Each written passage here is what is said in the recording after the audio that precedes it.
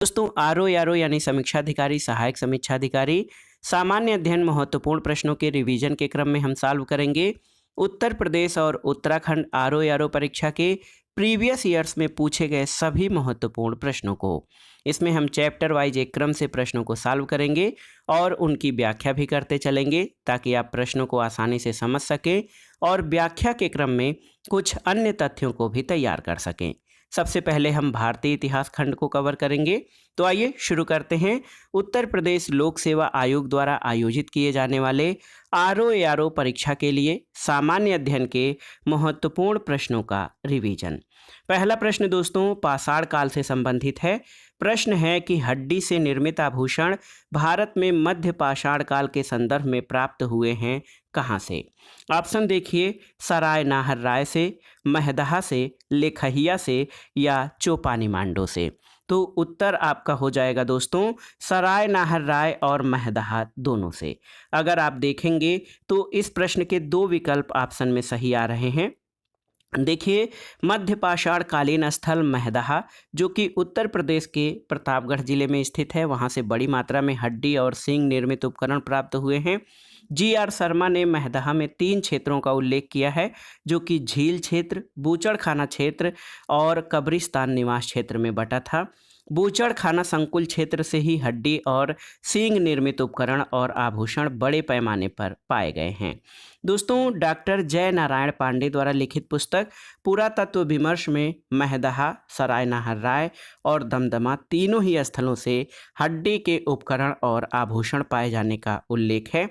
तो विकल्प में इन तीनों स्थलों के रहने पर इन्हें भी हड्डी के उपकरण प्राप्त स्थल के रूप में चयनित किया जा सकता है और अंत में ये आयोग पर निर्भर करेगा कि वो किस प्रश्न को या किस उत्तर को सही मानता है। अगला प्रश्न है, नीचे 2 कथन दिए गए हैं, कथन और कारण से संबंधित है। कथन है दोस्तों विंध्य क्षेत्र के पाषाण युगीन लोगों ने नूतन भूतल काल के अंत में गंगा घाटी में प्रव्रजन किया।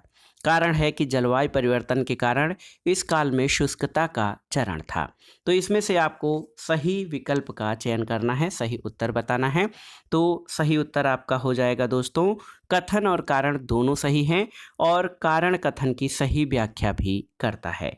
देखिए ऑप्शन ए आपका सही उत्तर हो जाएगा। और दोस्तों जी.आर. शर्मा ने देखिए सराय नाहर राय में खुदाई के बाद ये अवधारणा दी कि नूतन भूतल काल के अंत में सूखे के कारण विंध्यन क्षेत्र के जो है लोग भोजन की कमी के कारण गंगा घाटी क्षेत्र में प्रवास किए थे। अगला प्रश्न है दोस्तों निम्न में से कौन सा स्थल प्रागैतिहासिक चित्रकला के लिए प्रसिद्ध है। तो आप जानते भी हैं प्रागैतिहासिक चित्रकला के लिए भीमबेटका या भीमबैठका प्रसिद्ध है। दोस्तों आप जान लीजिए प्रागैतिहासिक चित्रकला का श्रेष्ठ उदाहरण मध्य प्रदेश के रायसेन जिले में स्थित भीमबेटका के शैलाश्रय और गुफाएं हैं। भीमबेटका की प्रागैतिहासिक चित्रकला को मध्य पाषाण काल से संबंधित किया जाता है, जबकि अजंता और बाघ की शैलकृत गुफाओं की चित्रकला ऐतिहासिक काल से संबंधित है। अगला प्रश्न है निम्नलिखित मध्य पाषाणिक स्थलों को भौगोलिक दृष्टि से पश्चिम से पूर्व के क्रम में व्यवस्थित करें। पैसरा, लेखहिया, बीरभानपुर और महदहा।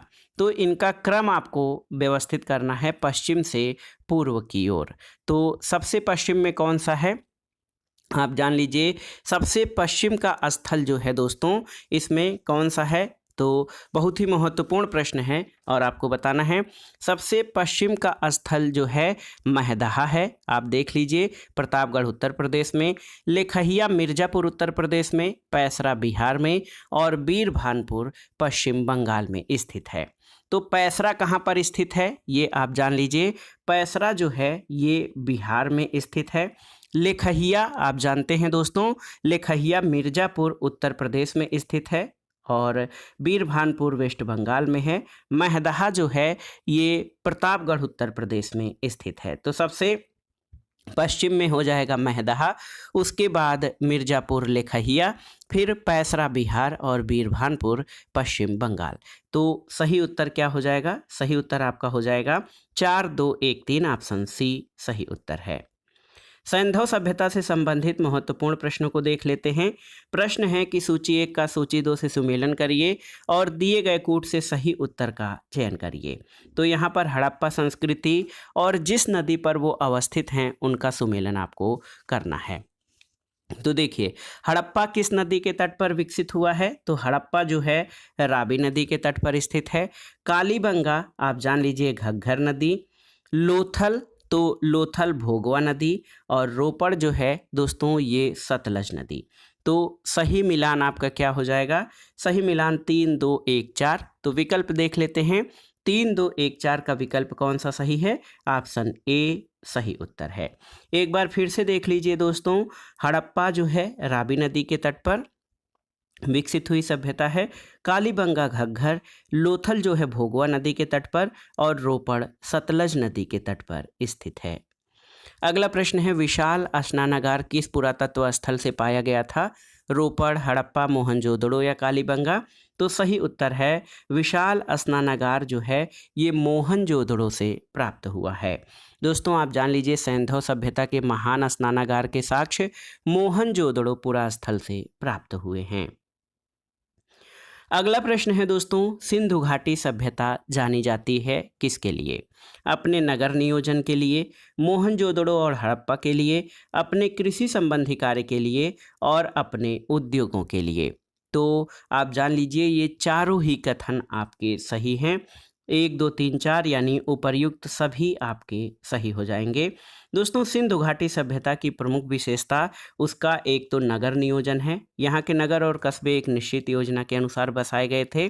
साथ ही हड़प्पा और मोहनजोदड़ो सिंधु घाटी सभ्यता के 2 महत्वपूर्ण नगर थे।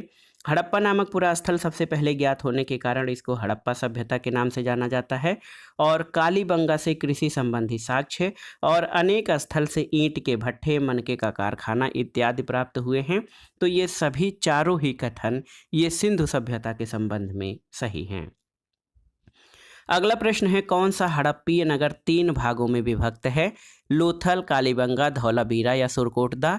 तो सही उत्तर है धौलावीरा। याद रखिएगा दोस्तों, धौलावीरा हड़प्पा नगर जो है ये 3 भागों में विभक्त है। धौलावीरा गुजरात के कच्छ जिले में स्थित एक हड़प्पीय नगर था। ये नगर आयताकार बना था और इस नगर को 3 भागों किला, मध्य नगर और निचला नगर में विभाजित किया गया था।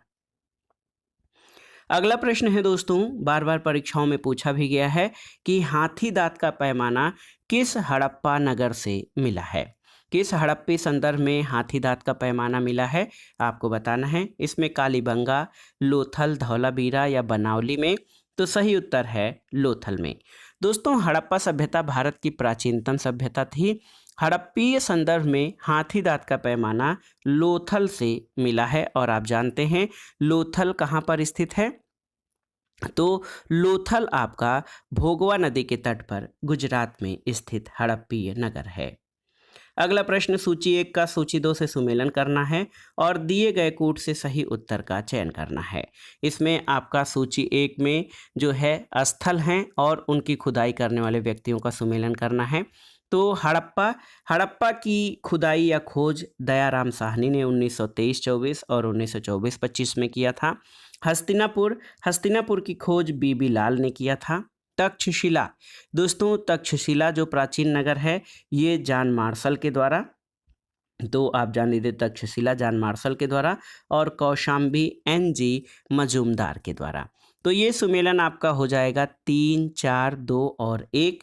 तो देखिए ऑप्शन 3 4 2 और 1 ऑप्शन सी सही उत्तर हो जाएगा। आप देख लीजिए दोस्तों सूची 1 में हड़प्पा जो है ये इसकी खुदाई दयाराम साहनी के द्वारा 1923-24 और 24-25 में, हस्तिनापुर बीबी लाल, तक्षशिला जॉन मार्शल और कौशाम्बी NG मजूमदार ने इसकी खुदाई करवाई थी। अगला प्रश्न है दोस्तों, निम्नलिखित सभ्यताओं का उत्तर से दक्षिण सही क्रम आपको बताना है।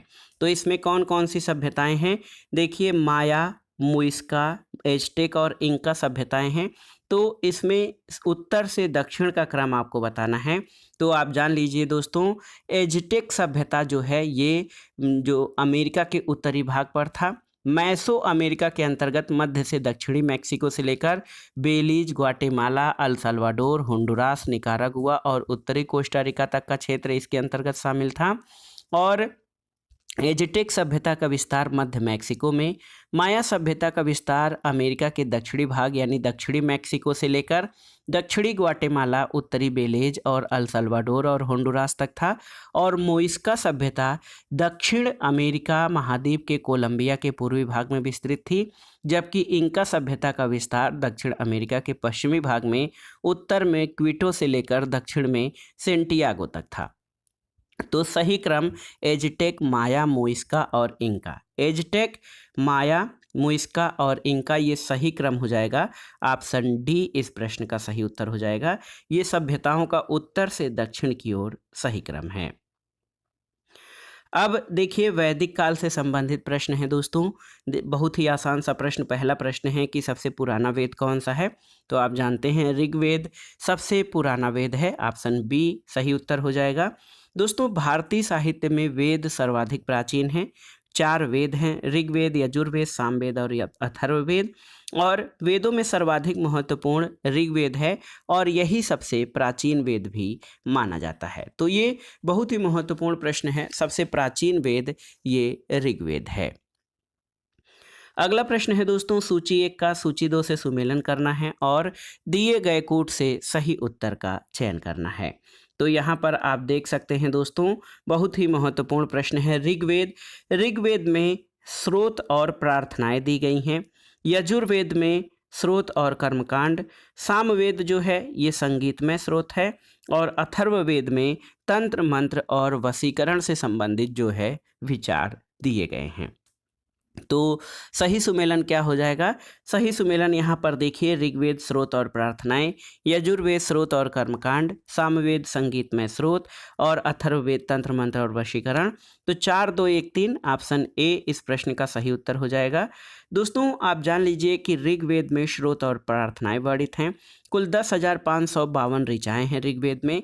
यजुर्वेद में स्रोत और कर्मकांड हैं। सामवेद के पद संगीतमय स्रोत के रूप में हैं, जिनको उद्गाता नामक पुरोहित गाता था। और अथर्ववेद में कुल 20 अध्यायों और 5,987 मंत्रों में तंत्र, मंत्र और वशीकरण के संबंध में साक्ष्य मिलते हैं।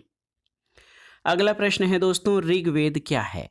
स्रोतों का संकलन, कथाओं का संकलन, शब्दों का संकलन या युद्ध का ग्रंथ? तो सही उत्तर है ऋग्वेद स्रोतों का संकलन है और सबसे प्राचीन वेद है। अगला प्रश्न है दोस्तों, अध्यात्म ज्ञान के विषय में नचिकेता और यम का संवाद किस उपनिषद में प्राप्त होता है? तो ये है कठोपनिषद। दोस्तों आप जान लीजिए कि कठोपनिषद में यम और नचिकेता का संवाद उल्लिखित है। इसमें आचार्य यम ने नचिकेता को उपदेश दिया है, न इस आत्मा का कभी जन्म होता है, न इसकी कभी मृत्यु होती है। ये अजन्मा, नित्य और शाश्वत है। कठोपनिषद कृष्ण यजुर्वेद का उपनिषद है। अगला प्रश्न है दोस्तों, भगवत गीता मौलिक रूप में किस भाषा में लिखी गई थी? तो बहुत ही आसान सा प्रश्न है। आप जानते हैं जो हमारे प्राचीन ग्रंथ और वेद, पुराण आदि हैं, ये मौलिक रूप से संस्कृत भाषा में लिखे गए हैं। तो सही उत्तर है संस्कृत भाषा में। श्रीमद् भगवत गीता मौलिक रूप से संस्कृत भाषा में लिखी गई थी। ये प्राचीन धार्मिक ग्रंथ महाभारत का एक भाग है। अगला प्रश्न है, हिंदू पौराणिक कथा के अनुसार समुद्र मंथन के लिए किस सर्प ने रस्सी के रूप में स्वयं को प्रस्तुत किया था? तो ये थे वासुकी। दोस्तों हिंदू पौराणिक कथा के अनुसार समुद्र मंथन के लिए मथानी के रूप में, मंदराचल पर्वत तथा रस्सी के रूप में सर्पों के राजा वासुकी का प्रयोग किया गया था। इसमें विष्णु ने कूर्मावतार धारण कर मंदराचल पर्वत को अपने ऊपर रखा था। अगला प्रश्न है दोस्तों, वैदिक कर्मकांड में होता का संबंध किससे है? ऋग्वेद, यजुर्वेद, सामवेद या अथर्ववेद से? तो सही उत्तर है होता का संबंध ऋग्वेद से है। दोस्तों ऋग्वेद प्राचीन वेद है। इसमें कुल 10 मंडल, 1028 सूक्त और 10,552 ऋचाएँ हैं। ऐतरेय तथा कौशितकी ऋग्वेद के 2 ब्राह्मण ग्रंथ हैं और ऋग्वेद के पुरोहित को होता कहा जाता था। और इसके द्वितीय से सप्तम मंडल, यही मंडल सबसे प्राचीन माने जाते हैं। इनको वंश मंडल भी कहा जाता है। पहला और 10वां मंडल नवीन या अर्वाचीन है। अगला प्रश्न है दोस्तों, ऋग्वेद में अघन्या का प्रयोग हुआ है किसके लिए? तो आप जानते हैं ऋग्वेद में अघन्या का प्रयोग गाय के लिए किया गया है। गाय को अघन्या या न मारे जाने योग्य कहा गया है। गाय की हत्या अथवा उसे घायल करने वाले व्यक्ति के लिए मृत्युदंड और देश निकाला की व्यवस्था वेदों में दी गई है। अगला प्रश्न है दोस्तों, जीविकोपार्जन के लिए वेद वेदांग पढ़ाने वाला अध्यापक क्या कहलाता था? तो इसको भी आप जानते हैं, उपाध्याय कहलाता था। दोस्तों, वैदिक काल में जीविकोपार्जन के लिए वेद वेदांग पढ़ाने वाला अध्यापक उपाध्याय कहलाता था। आचार्य गुरुकुल की स्थापना करके अपने शिष्यों को पढ़ाते थे। कोई शुल्क नहीं लेते थे, लेकिन शिष्य के द्वारा दी गई दक्षिणा स्वीकार कर लेते थे। यजुर्वेद के कर्मकांडों को संपन्न कराने वाले पुरोहित को अर्धव्यु कहा जाता था। अगला प्रश्न है दोस्तों, गोपथ ब्राह्मण किससे संबंधित है? यजुर्वेद, ऋग्वेद, अथर्ववेद या सामवेद से? तो सही उत्तर है अथर्ववेद से। दोस्तों, ब्राह्मण ग्रंथ कई हैं। ये ग्रंथ यज्ञों और उनके अनुष्ठान विधि विधानों के संबंध में जानकारी देते हैं। इनमें ऐतरेय ब्राह्मण, कौशितकी ब्राह्मण, तांड्य ब्राह्मण, खडविश ब्राह्मण, सतपथ ब्राह्मण और गोपथ ब्राह्मण अत्यधिक उल्लेखनीय हैं। और इन ब्राह्मण ग्रंथों का संबंध वेदों से है। ऐतरेय ब्राह्मण और कौशितकी ब्राह्मण ऋग्वेद से संबंधित हैं।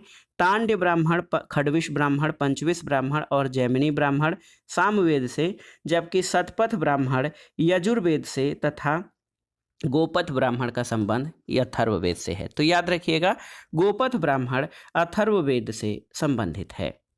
अगला प्रश्न है दोस्तों, महाभारत मूलतः किस रूप में जानी जाती थी? तो महाभारत का प्राचीन नाम जय संहिता था। दोस्तों, महाभारत के प्रारंभिक रचना काल में 8,800 श्लोक थे और इसे जय संहिता के नाम से जाना जाता था। महाभारत का दूसरा संस्करण भारत था, जिसमें श्लोकों की संख्या 24,000 थी। वर्तमान में महाभारत संस्करण में 1,00,000 श्लोक प्राप्त हैं और ये इसका अंतिम संस्करण है, जिसको कि सतसहिस्त्री संहिता या महाभारत कहा गया है। धर्मों में आइए बौद्ध धर्म से संबंधित महत्वपूर्ण प्रश्नों को देख लेते हैं। दोस्तों, पहला प्रश्न है कि निम्नलिखित में से किस राजवंश के अभिलेख में इस परंपरा का समर्थन होता है कि लुम्बिनी शाक्य मुनि बुद्ध का जन्म स्थल था? मौर्य, शुंग, सातवाहन या कुषाण? तो सही उत्तर है मौर्य राजवंश के। दोस्तों, मौर्य वंशीय शासक अशोक के रुम्मनदेही अभिलेख से ये सूचना मिलती है कि शाक्य मुनि बुद्ध का जन्म लुम्बिनी में हुआ था और इस अभिलेख के अनुसार अशोक राज्याभिषेक के 20 वर्ष बाद यहाँ आया था और उसने उस स्थल की पूजा की जहाँ शाक्य मुनि बुद्ध का जन्म हुआ था। साथ ही साथ इस अभिलेख में लुम्बिनी में बुद्ध का जन्मस्थल होने के कारण इसे कर में छूट प्रदान करने की घोषणा भी की गई थी। अगला प्रश्न है, निम्नलिखित में से कौन एक अशोक का अभिलेख इस परंपरा की पुष्टि करता है कि गौतम बुद्ध का जन्म लुम्बिनी में हुआ था? ऑप्शन देखिए, बसाढ़ स्तंभ अभिलेख, निगाली सागर स्तंभ अभिलेख, रामपुरवा स्तंभ अभिलेख और रुम्मनदेही स्तंभ अभिलेख। तो सही उत्तर है रुम्मनदेही स्तंभ अभिलेख इस बात की पुष्टि करता है कि गौतम बुद्ध का जन्म लुम्बिनी में हुआ था और ये अभिलेख जो है वो सम्राट अशोक से संबंधित है। अगला प्रश्न है दोस्तों, बौद्ध धर्म में त्रिरत्न का क्या अभिप्राय है? तो बुद्ध, धम्म, संघ। याद रखिएगा, बुद्ध, धम्म और संघ ये बौद्ध धर्म के त्रिरत्न कहे जाते हैं। बहुत ही महत्वपूर्ण प्रश्न है दोस्तों। बुद्ध, धम्म और संघ ये बौद्ध धर्म के त्रिरत्न हैं। बुद्ध की मृत्यु के बाद उनकी शिक्षाओं को संकलित कर 3 भागों में बांटा गया। इनको त्रिपिटक कहा जाता है। इनमें विनय पिटक, सुत्त पिटक और अभिधम्म पिटक शामिल हैं। अगला प्रश्न है दोस्तों, बुद्ध कौशाम्बी किसके राज्यकाल में आए थे? तो उस शासक का नाम आपको बताना है। उत्तर है उदयन के शासनकाल में। दोस्तों, महात्मा बुद्ध वत्सराज उदयन या उदयन के काल में कौशाम्बी आए थे। उदयन ने पिंडोला भारद्वाज के प्रभाव से बौद्ध बनने के बाद घोषिताराम विहार बौद्ध भिक्षु संघ को दान किया था। अगला प्रश्न है, प्रथम बौद्ध परिषद का संचालन किस एक ने किया था? आनंद, महाकश्यप, मोगलिपुत्र या उपालि ने? तो सही उत्तर है प्रथम बौद्ध परिषद या प्रथम बौद्ध संगीत, इसका संचालन महाकश्यप ने किया था। प्रथम बौद्ध संगीत या प्रथम बौद्ध परिषद बुद्ध की मृत्यु के तत्काल बाद राजगृह की सप्तपौड़ी गुफा में हुई थी।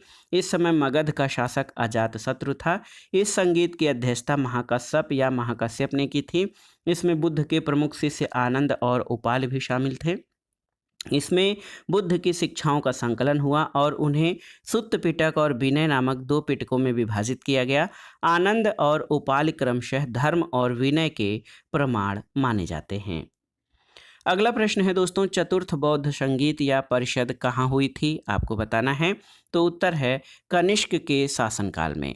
तो आप जान लीजिए दोस्तों, चौथी बौद्ध संगीत बुद्ध की मृत्यु के प्रथम बौद्ध संगीत बुद्ध की मृत्यु के तत्काल बाद मगध नरेश अजात शत्रु के शासनकाल में राजगृह अथवा राजगीर में सप्तपाणी गुफा में हुई थी।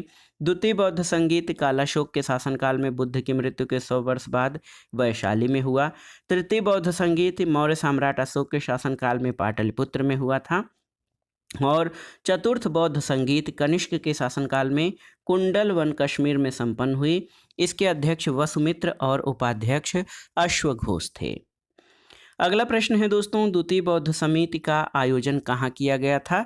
तो सही उत्तर है द्वितीय बौद्ध समिति या द्वितीय बौद्ध संगीत का आयोजन वैशाली में किया गया था। अगला प्रश्न है, सारनाथ की भूमि स्पर्श मुद्रा वाली बुद्ध प्रतिमा कालांकित है किस काल से। कुषाण, गुप्त, वर्धन या राजपूत काल। तो सही उत्तर है गुप्त काल से। ऑप्शन बी सही उत्तर हो जाएगा। दोस्तों ये प्रश्न बार बार परीक्षाओं में पूछा गया है। आप जान लीजिए, भूमि स्पर्श मुद्रा वाली सारनाथ की बुद्ध प्रतिमा गुप्त काल से संबंधित है। इसकी आध्यात्मिक अभिव्यक्ति, गंभीर मुस्कान और शांत ध्यानमग्न मुद्रा भारतीय कला की सर्वोच्च सफलता का प्रदर्शन करती है। अगले प्रश्न पर आते हैं, बुद्ध द्वारा रूपांतरित निम्न व्यक्तियों में से कौन सा अंतिम था। आनंद, वसुमित्र, गोसाल या सुभद्द। तो सही उत्तर क्या हो जाएगा, सुभद्द। दोस्तों सुभद्द वह अंतिम व्यक्ति था जिसको बुद्ध ने बौद्ध धर्म में रूपांतरित किया था। अगला प्रश्न है, नागार्जुन किस बौद्ध संप्रदाय के थे। ऑप्शन देखिए, सौतांत्रिक, वैभाषिक, माध्यमिक या योगाचार। तो सही उत्तर है नागार्जुन माध्यमिक संप्रदाय से संबंधित थे।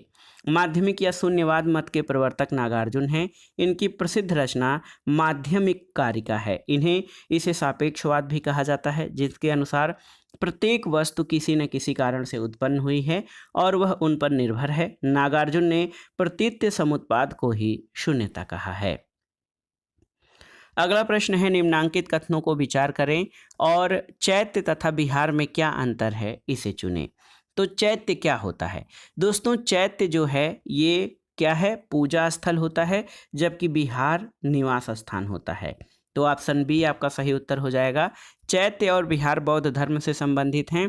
चैत्य जो है वो पूजा स्थल या प्रार्थना स्थल होता है। बिहार जो है आप जान लीजिए कि निवास स्थान कहलाता है। चैत्य का शाब्दिक अर्थ चिता संबंधी होता है। शवदाह के बाद बचे हुए अवशेषों को भूमि में गाड़कर उसके ऊपर जो समाधियां बनाई गई हैं उन्हीं को प्रारंभ में चैत्य या स्तूप कहा गया।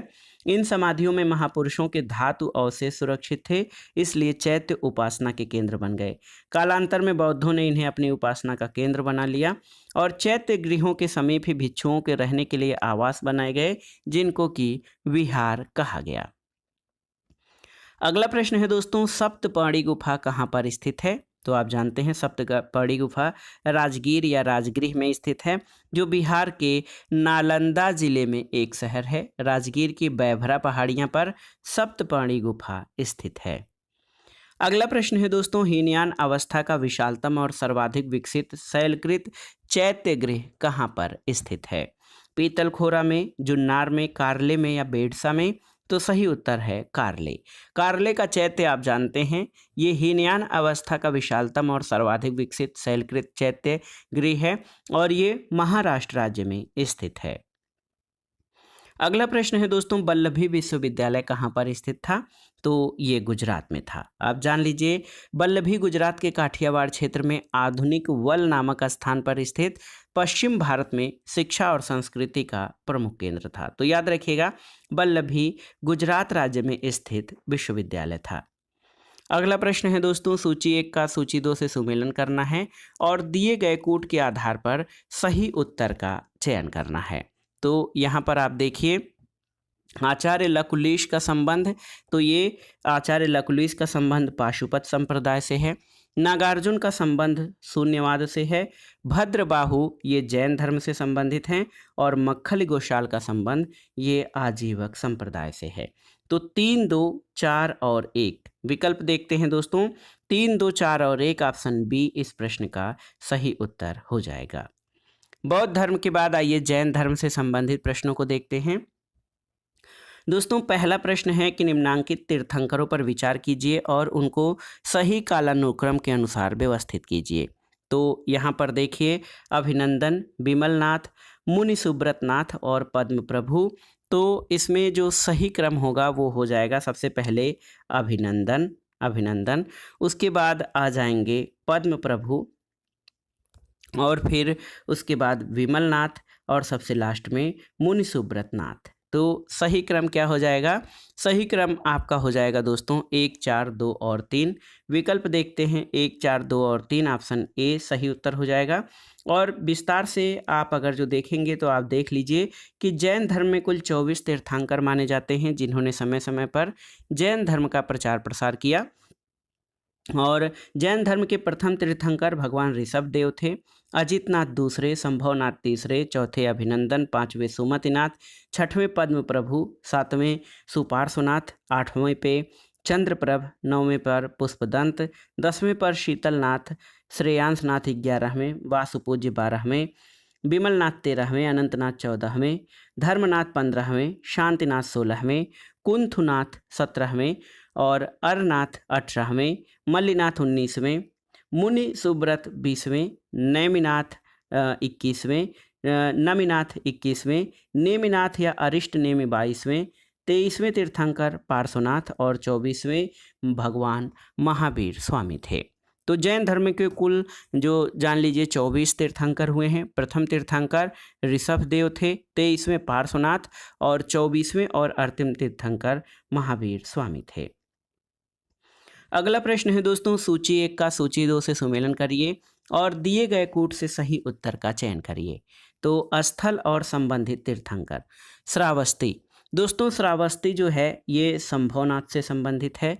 काकंदी पुष्पदंत या सुविधानाथ से संबंधित है काकंदी।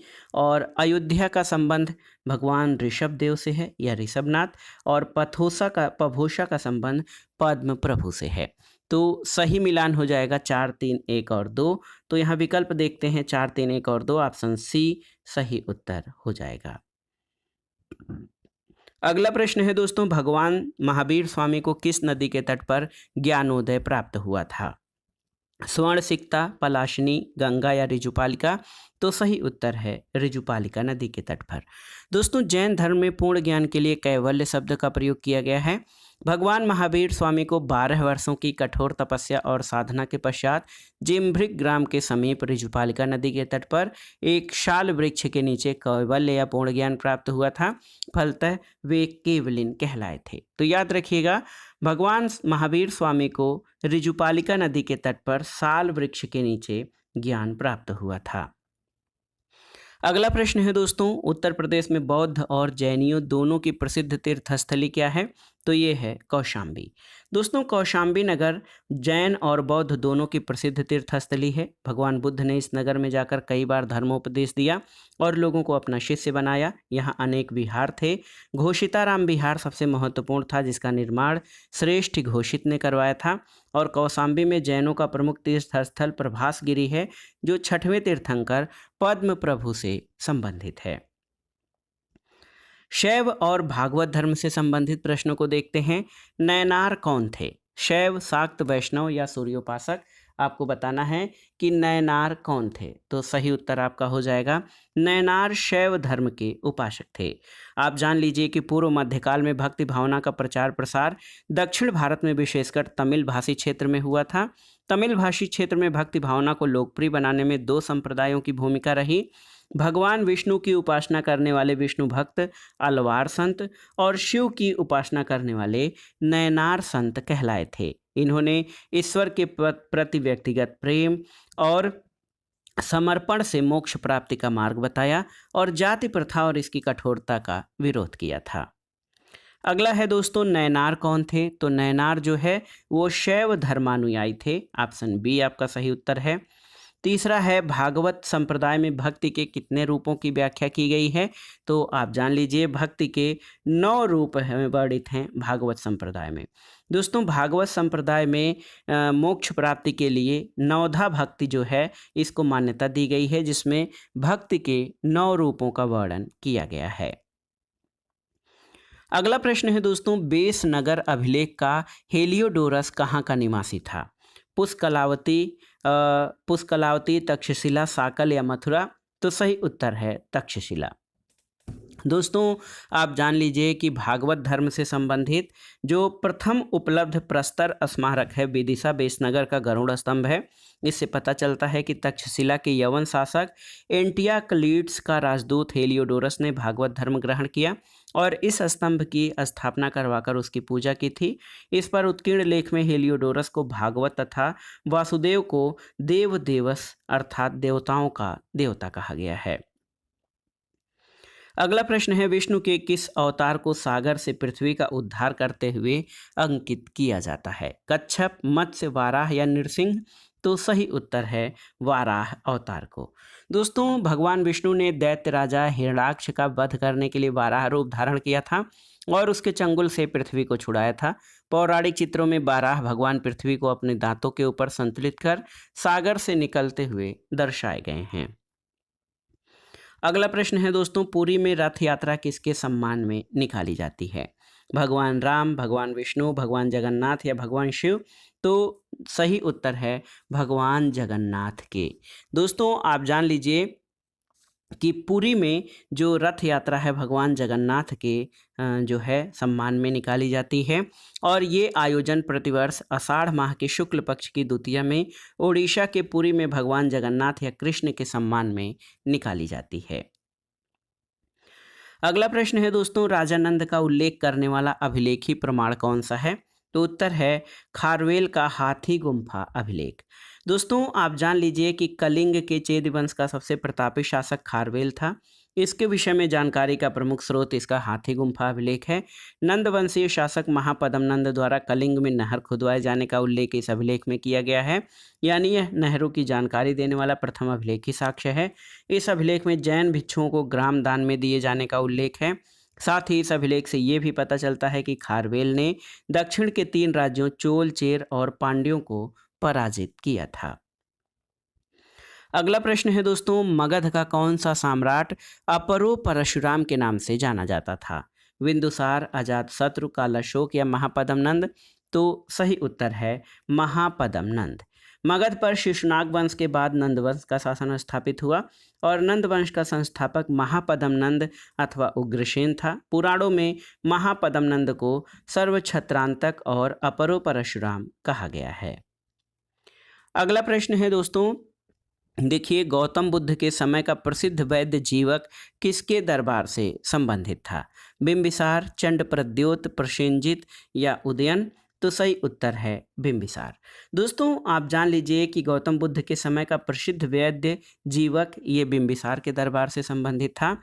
बिंबिसार ने अपने राज्य वैद्य जीवक को अवंती नरेश चंडप्रद्योत के राज्य में चिकित्सा सेवा के लिए भेजा था। बिंबिसार हर्यक वंश का प्रथम शक्तिशाली शासक माना जाता है जो मगध साम्राज्य का वास्तविक संस्थापक था।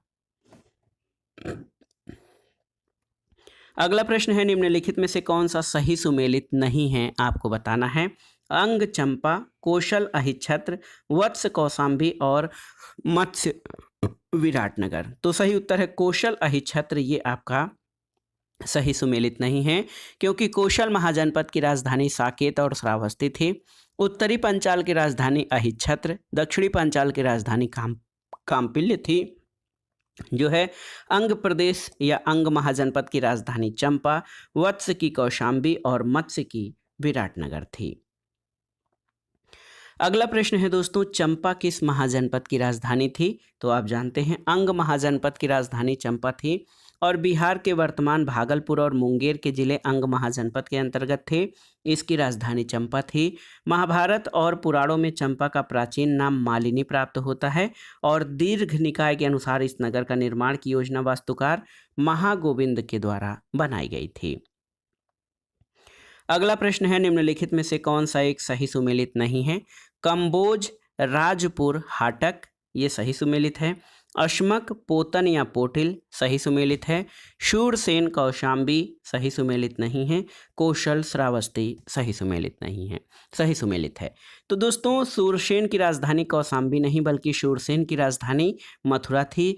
अन्य महाजनपद और उनकी राजधानियों का जो क्रम है, कंबोज की राजधानी राजपुर या हाटक थी, अश्मक की पोटन या पोतिल, शूरसेन की मथुरा और कौशल की साकेत या श्रावस्ती थी। अगला प्रश्न है दोस्तों, देखिए महत्वपूर्ण प्रश्न है कि वर्तमान उत्तर प्रदेश में भारत के प्राचीनतम 16 महाजनपदों में से कुल कितने महाजनपद स्थित थे? 6, 7, 8 या 9? तो सही उत्तर है 8। दोस्तों बहुत ही महत्वपूर्ण प्रश्न है कि वर्तमान उत्तर प्रदेश में भारत के प्राचीनतम 16 महाजनपदों में से कुल 8 महाजनपद स्थित थे। याद रख लीजिए 6वीं शताब्दी ईसा पूर्व के दौरान 16 महाजनपदों में से कुल 8 महाजनपद वर्तमान उत्तर प्रदेश में थे। ये कुरु महाजनपद, पांचाल, काशी, कौशल, सूरसेन, चेद वंश और मल्ल थे। तो दोस्तों ये था आज का वीडियो। आरओ यानी समीक्षाधिकारी सहायक समीक्षाधिकारी परीक्षा के लिए प्रीवियस ईयर्स में पूछे गए महत्वपूर्ण प्रश्नों के रिवीजन के क्रम में हमने भारतीय इतिहास के प्राचीन भारत के इतिहास खंड से महत्वपूर्ण प्रश्नों को रिवाइज किया, जो आपके आगामी परीक्षाओं के लिए बहुत ही उपयोगी हैं। आप इन प्रश्नों को तैयार कर लीजिएगा। दोस्तों वीडियो आपको कैसा लगा हमें कमेंट बॉक्स में ज़रूर बताइएगा। वीडियो को लाइक करें, शेयर करें।